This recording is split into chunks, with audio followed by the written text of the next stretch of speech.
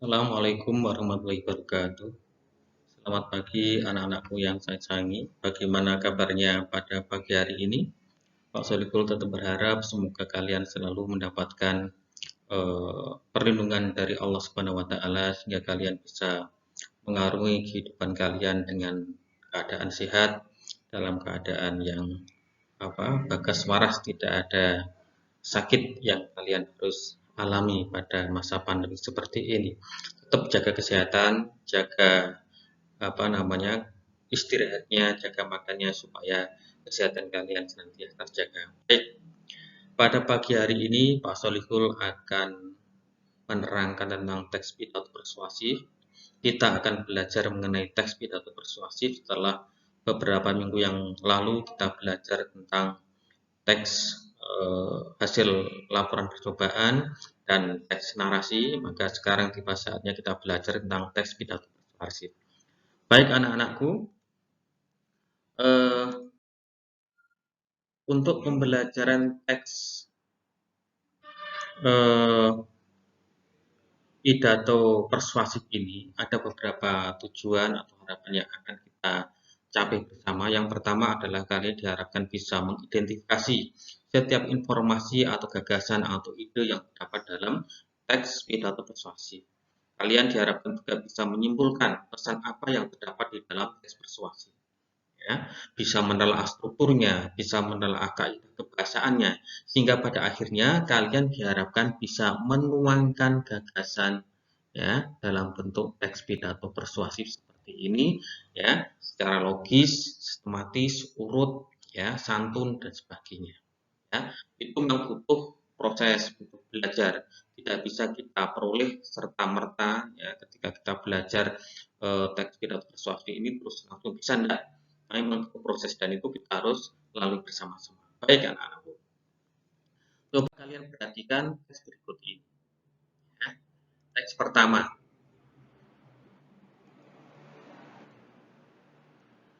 Ya. Assalamualaikum warahmatullahi wabarakatuh. Para hadirin yang dirahmati Allah Subhanahu wa taala dan sebagainya. Dalam kesempatan ini tidak banyak yang ingin saya sampaikan, namun akan menjadi besar jika dilaksanakan dan dimaknai oleh semua hadirin yang ada di sini. Nah, kalau melihat bentuknya, ya menurut kalian ini kira-kira termasuk teks apa? Ya, betul. Ini adalah teks pidato. Ya, kalian kalau melihat seperti ini, mendengar seperti ini, kalian akan teringat orang yang sedang berpidato. Maka teks seperti ini dinamakan dengan teks pidato. Coba kalian lihat teks berikutnya. Ya. Aksi sederhana kita terhadap kepedulian lingkungan dapat mengakibatkan pengaruh yang besar, tidak saja untuk diri sendiri, namun kepada semua orang. Begitu sebaliknya, sedikit saja pelanggaran yang kita lakukan untuk merusak lingkungan, maka akan berdampak pada diri dan orang lain pula. Nah, kira-kira kalau seperti ini ada sifat bujukannya, ada sifat ajakannya, ada pendapat yang dikemukakan di situ atau tidak? Saya yakin kalian mempunyai pendapat yang sama dengan Pak Solihul bahwa di situ ada ajakan, ya, ada pernyataan sikap, ya, ada sesuatu yang ingin disampaikan kepada pendengar atau pembacanya, maka teks seperti ini merupakan bagian dari teks persuasi. Nah, sekarang, kalau ini kita ucapkan dalam sebuah uh, di depan khalayak, ya, di depan umum, maka ini bisa menjadi teks pidato persuasi. Ya. Lalu apa yang disebut dengan teks pidato persuasi ini pengertiannya?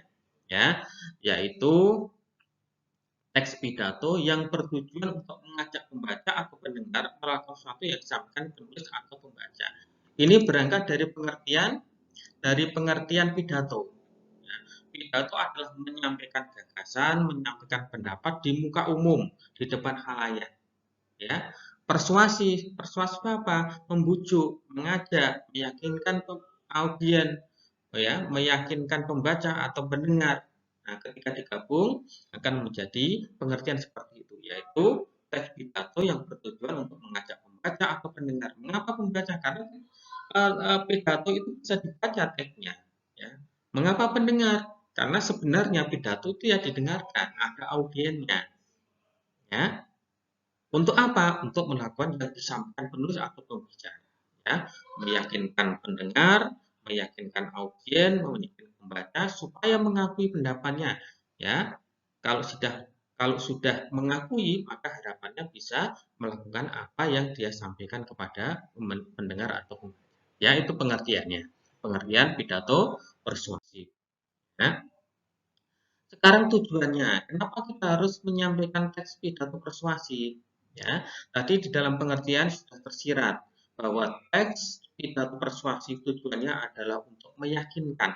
Kita menyampaikan pendapat, kita menyampaikan gagasan, ya, kita menyampaikan sesuatu kepada orang lain, ya. Yang pertama supaya gagasan kita itu diakui kebenarannya, ya, diyakini kebenarannya, ya, setuju atau sepakat dengan pendapat kita.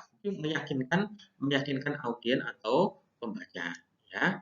Mengajak pembaca untuk melakukan sesuatu, membujuk agar orang lain tuh mau melakukan apa yang kita harapkan, ya. Itu, ya. Ini mengajak, membujuk supaya melakukan sesuatu.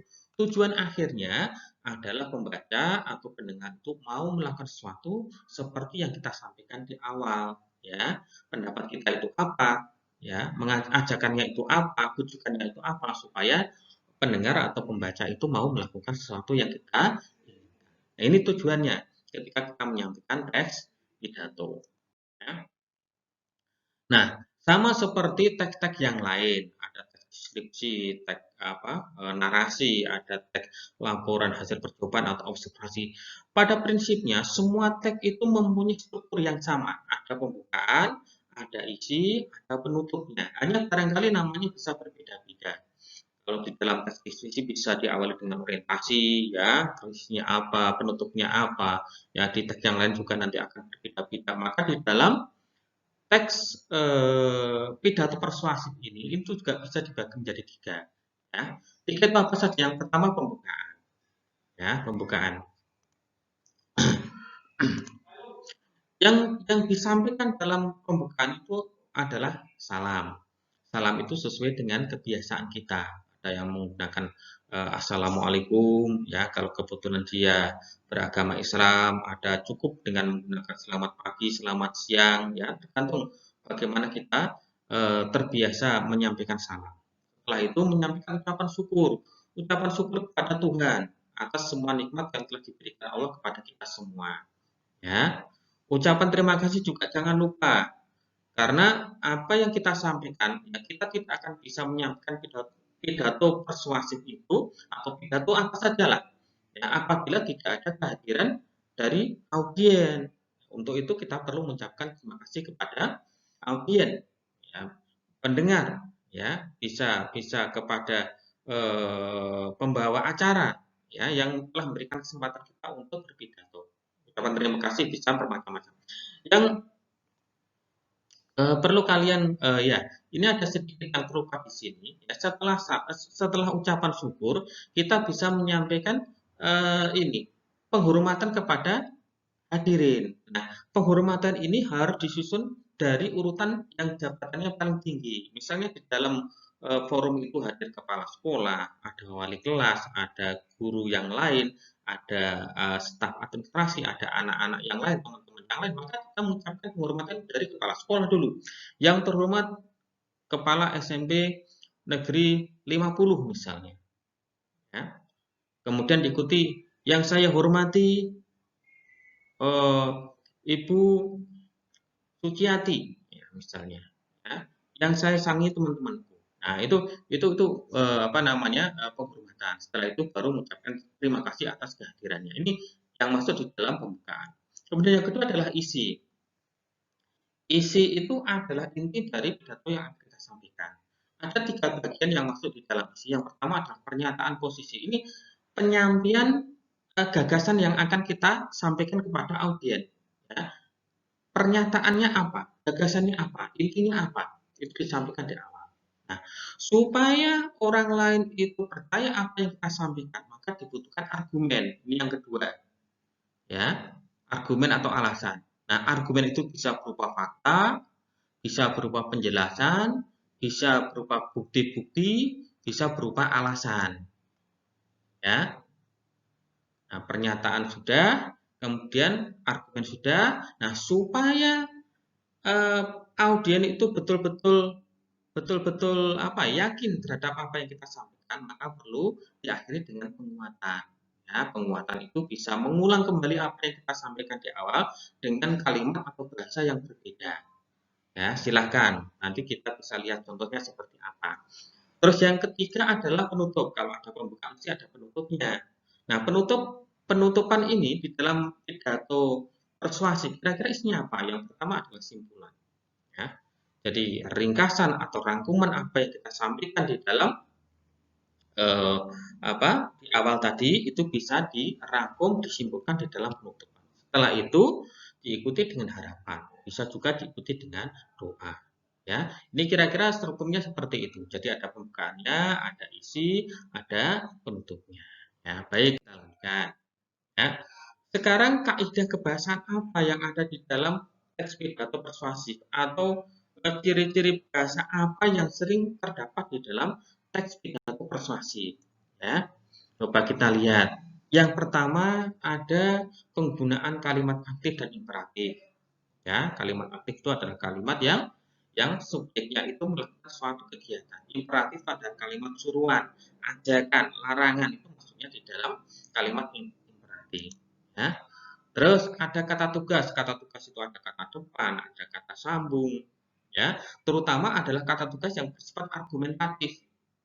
Ya, misalnya oleh karena itu, ya, maka dari itu, dengan demikian, ya, itu termasuk kata-kata tugas yang bersifat argumentatif. Ya. Terus ada kata emotif, ada sinonim, ada istilah. Ya, kata emotif adalah kata yang mengandung emosi tertentu. Ya, di dalam pidato persuasif karena bersifat bujukan, yang disentuh adalah perasaannya, maka sering menggunakan kata-kata yang bersifat emosional. Ya, sinonim itu persamaan kata. Istilah adalah kata-kata khusus, kata-kata yang secara teknis itu menjelaskan sesuatu pada bidang-bidang tertentu saja. Ya. Terus yang berikutnya adalah tentang kata benda. Ini berkaitan dengan bentuk benda. Ya, bentuk kata. Ya, kata benda dan pembentukannya, pembendaannya. Nah, aspek-aspek kebahasaan ini nanti akan kita pelajari secara tersusun. Ya, kita akan belajar tentang kalimat aktif, kalimat imperatif, kita akan belajar tentang kata tugas, kita belajar tentang kata emotif, sinonim, istilah, kata benda dan pembedaan. Nanti kita akan pelajari lagi. Ya, sekarang yang berkaitan dengan pidato persuasif terlebih dahulu. Nah, berikutnya ada, nah ini kita lihat coba contohnya. Ya. Assalamualaikum warahmatullahi wabarakatuh. Yang terhormat Bapak Kepala SMK Pesantren 2, yang saya hormati guru bahasa Indonesia kami, Bapak Solih Belati misalnya, yang saya sayangi teman-teman seperjuangan sekolah ini, ucapan syukur Alhamdulillah marilah kita dunia kita senandungkan untuk semua nikmat Allah yang telah diberikan kepada kita. Sehingga pada pagi hari ini kita masih diperkenan untuk berkumpul di sini dalam rangka memperingati Hari Bumi. Ya. Ucapan terima kasih kami sampaikan dan seterusnya. Ini termasuk pembukaan. Ya, bagian seperti ini namanya pembukaan. Ya, coba kita lihat berikutnya, contoh berikutnya. Ya. Bapak, Ibu, serta teman-teman yang saya cintai, hari ini kita memperingati Hari Bumi. Bumi merupakan tempat kita melakukan semua aktivitas kehidupan di dunia ini. Tanpa bumi yang sehat dan bersih, maka kehidupan kita tidak akan berjalan dengan baik. Maka dari itu, menjaganya adalah hal yang harus kita lakukan. Nah, di sini ada pernyataan ini, ya, ada pernyataan ini. Maka dari itu, menjaganya adalah hal yang harus kita lakukan. Ya. Ini adalah pernyataan awal, pernyataan posisi, gagasan yang akan kita sampaikan kepada audiens bahwa menjaga bumi itu harus supaya kita bisa hidup dengan baik di muka bumi ini. Nah, ini isi, tapi termasuk bagian awalnya. Ya, ini termasuk isi. Ya, bagian isi yang dinamakan pernyataan posisi itu seperti ini. Ya. Nah, supaya audiens itu yakin terhadap apa yang kita sampaikan harus diikuti dengan pernyataan berikut ini. Alasan seperti ini. Kenapa kita harus menjaga bumi? Saya kira semuanya pasti sepakat bahwa kebersihan selalu identik dengan kesehatan. Oleh karena itu, manfaat menjaga lingkungan yang pertama adalah menjaga kesehatan kita. Apalagi di masa pandemi seperti ini. Jadi, disampaikan di sini bahwa dengan menjaga bumi ya, bersih, itu berarti kita juga menciptakan kesehatan untuk diri kita sendiri. Ini alasannya, argumentasinya. Ya, ada argumen yang kedua. Selain kesehatan fisik, menjaga lingkungan yang bersih juga dapat menjaga kesehatan mental. Nah, ternyata juga berkaitan dengan mental. Nah, ini alasan-alasan yang kita buat, argumen-argumen yang kita buat supaya audiens itu yakin dengan apa yang kita sampaikan di awal tadi bahwa kita harus menjaga bumi. Nah, ini namanya adalah argumen, ya, ya bersifat argumen. Terus kita lihat contoh berikutnya. Sekali lagi saya tekankan bahwa menjaga kebersihan lingkungan adalah hal penting untuk bumi kita. Nah, ada pernyataan ulang bahwa menjaga lingkungan, kebersihan lingkungan itu baik untuk bumi kita. Nah, ini yang dinamakan dengan penguatan pernyataan posisi. Ya. Penguatan itu ya menguatkan, mengulang apa yang sudah kita sampaikan di dalam pernyataan posisi tadi, di awal tadi. Ya, ini. Terus berikutnya, ini masih masuk di dalam bagian isi ya. Nah, berikutnya sekarang kita lihat contohnya. Ya. Nah, demikian paparan saya mengenai kebersihan lingkungan. Semoga pidato singkat ini dapat membakar semangat hadirin untuk selalu turut menjaga rumah kita. Nah, di sini ini namanya penutup. Nah, penutupannya ini kebetulan isinya hanya berupa harapan saja. Ya, semoga pidato ini dapat membakar semangat hadirin selalu menjaga rumah kita. Rumah kita itu apa? Ya bumi ini. Ya, kita jaga kebersihannya ya supaya kita bisa hidup sehat di muka bumi ini. Nah, ini adalah contoh dari teks pidato persuasi. Ya, itu. Ya, saya kira itu apa yang bisa Pak Sudiko sampaikan dari kesempatan ini. Materi ini sudah saya unggah di Google Classroom kita, di kelas virtual kita. Ya. Anak-anak yang belum paham apa yang disampaikan Pak Suli tadi bisa membuka Google Classroom, ya, dibaca-baca materinya, dibaca modulnya, dikerjakan latihannya, dilihat contoh-contohnya. Maka insya Allah kalian akan bisa memahami materi teks pidato persuasif ini dengan baik. Di samping itu, Pak Soli juga memberikan kesempatan yang seluas-luasnya kepada kalian untuk selalu bertanya melalui media apapun, ya melalui grup ya kita atau telepon langsung atau apapun caranya, ya kalian bisa bertanya mengenai hal-hal yang belum kalian paham. Ya, saya kira itu. Terima kasih atas perhatian kalian. Ya, semoga kalian bisa memahami materi dengan baik. Ya, semoga juga materi ini bisa bermanfaat untuk kalian semua. Ya, terima kasih sekali lagi. Assalamualaikum warahmatullahi wabarakatuh.